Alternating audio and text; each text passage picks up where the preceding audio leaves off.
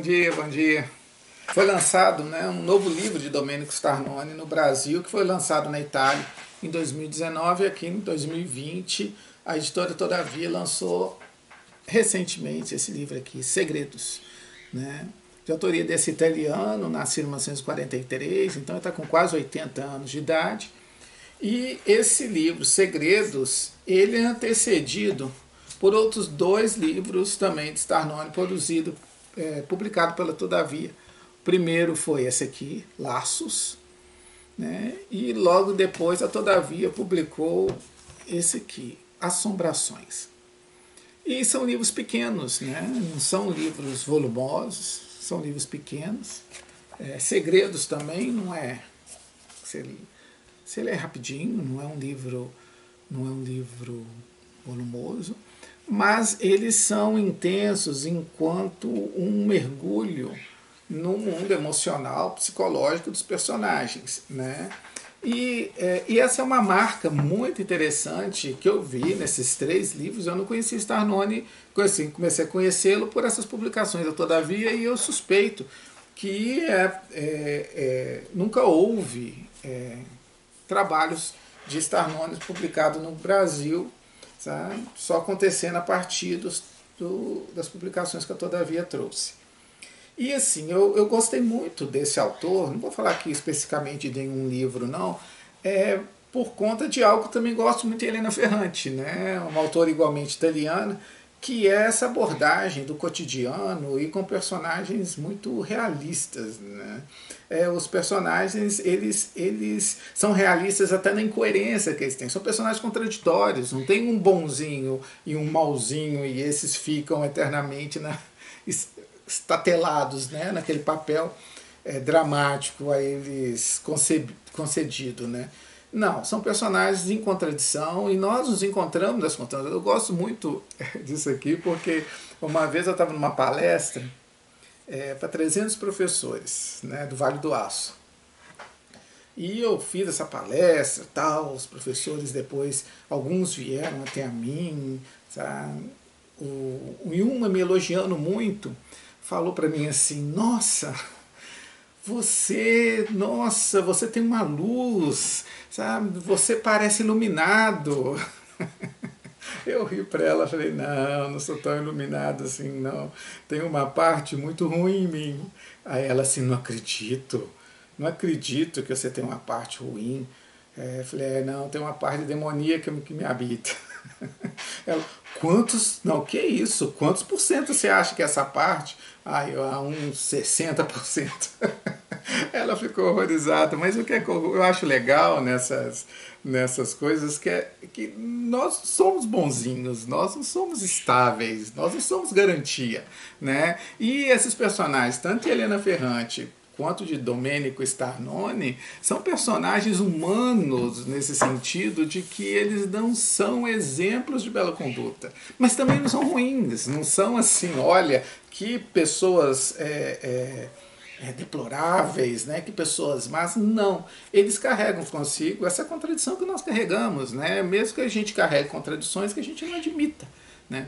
Mas são personagens que conversam com essa via de sensações confusas, de sentimentos antagônicos, né? De querendo fazer o bem, acabam se complicando, sabe? E são personagens que querem ser estáveis e encontram consigo a própria instabilidade, os próprios conflitos, os próprios problemas, né? Então aqui, por exemplo, em Laços, é a história de uma separação, né? De um casal, uma separação, e uma separação contada por três vozes, pela voz da esposa, pela voz do marido, pela voz dos filhos, né?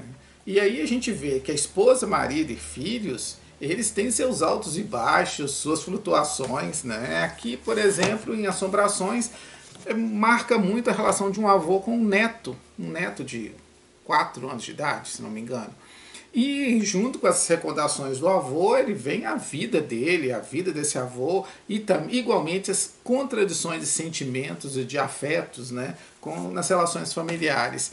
E Segredos também, a história de um professor colegial, né, e a gente mergulha na narrativa desse professor a respeito da sua vida, né? E aparecem três personagens também, é o professor, a filha dele e uma terceira personagem que compõem diferentes relatos, mas são relatos que, como eu disse, não marcam uma linha reta, marcam contradições, e no final a gente fica se questionando, né, sobre a verdade, inclusive, de todos os relatos presentes aqui dentro, né?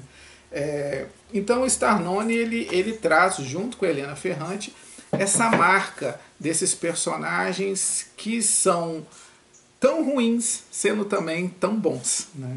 E como conheci Starnone foi exatamente via Helena Ferrante, porque eu estava lendo a quadrilogia napolitana dela, e eu fui pesquisar, né? Nossa, que autora é essa? Que eu gostei tanto da leitura, né? E eu fui pesquisar sobre ela e vi a questão do mistério da identidade de Helena Ferrante, né? Que ninguém sabe quem é Helena Ferrante. E havia suspeitas, houve inclusive um jornalista italiano chamado Claudio Gatti, que ele fez uma reportagem onde ele indica, pesquisando sobre os ganhos lá da editora que publicava a Helena Ferrante, mais os ganhos que aconteciam com a tradutora que trabalhava com aquela editora, né, chamada Anita Naja, né, que trabalhava com aquela editora. De repente o patrimônio de Anita Raja aumenta demais, junto com o período que Helena Ferrante começa a explodir em termos de sucesso, que foi a partir de 2015, 16, não sei.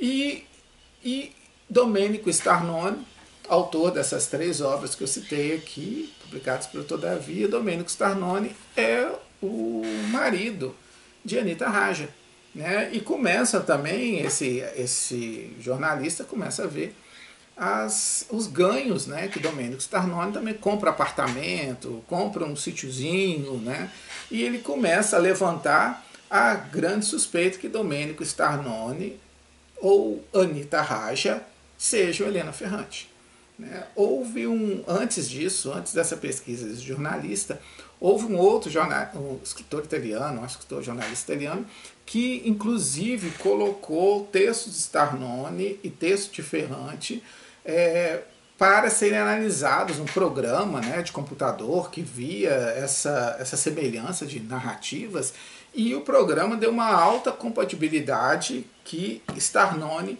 poderia ser Helena Ferrante. Eu acho interessante porque há um tipo de ritmo e de construção de personagens que se aproxima muito no trabalho tanto de Starnone quanto de Ferrante, né? Mas não se tem certeza, até porque a Anita Raja também ela tem um histórico de trabalhos literários, né? Ela é tradutora, né?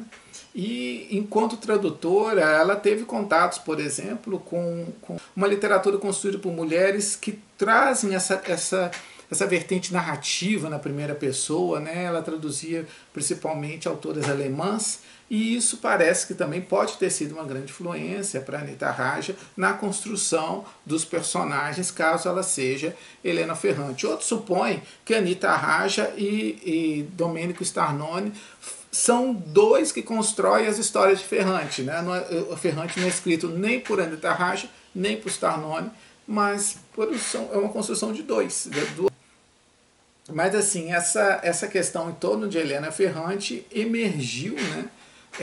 Surge ainda mais forte o nome de Domenico Starnone. Não se tem conclusões a respeito, mas a questão é que tanto Helena Ferrante quanto Domenico Starnone são uma literatura de primeira linha, né?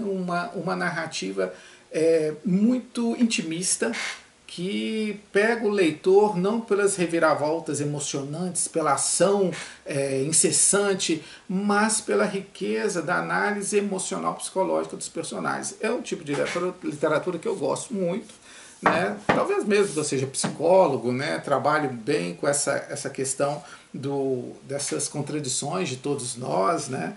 Mas eu acho que também traz a capacidade de traduzir esses afetos, traduzir essas emoções em um texto fluido, um texto coerente que consegue trazer para nós a tensão dessas contradições. É muito bonito quando a gente vê autores conseguindo essa proeza, que é isso que eu chamo arte. Tá? Que escrever a gente escreve, mas conseguir tocar os afetos e essas contradições de uma forma tão genial como Starnone, como Helena Ferrante, eu acho que é para poucos. Sabe? Então, Starnone é um autor de mais de uma dezena de livros, né? Ele já trabalhou como jornalista, trabalhou como professor de ensino médio, né? Inclusive aqui o personagem Segredos é um professor de ensino médio e que segue a mesma idade Starnone, tem a mesma idade Starnone, tá? Mas são livros que valem muito por esse tipo de imersão emocional, imersão psicológica.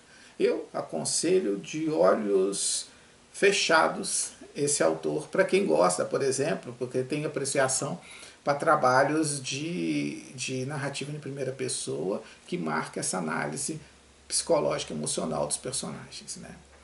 Então fica a dica, se vocês gostarem, não vão perder um centavo sequer. Vale cada vírgula do dinheiro que você coloca para comprar esses livros. Tanto Starnone quanto Helena Ferrante, independente se serem a mesma pessoa ou pessoas misturadas, sabe? Eu não acho que seja, porque apesar das semelhanças, há estilos em Ferrante que são diferentes no Starnone, mas há aproximações que a gente não pode negar. Tanto é que quando a gente lê Dias de Abandono, de Helena Ferrante, que é uma história de uma separação também, de uma mulher que se divorcia do marido, há traços que lembram muito o enredo de Laços, né? Os caminhos são completamente diferentes, o desenvolvimento dos livros são completamente diferentes, mas não se pode negar que as aproximações existem, né? Mas, mais importante que o autor é a potência da obra. Né? E eu espero que, se vocês tiverem oportunidade, vocês deem a oportunidade também para Starnone. Um abração e ótimo dia.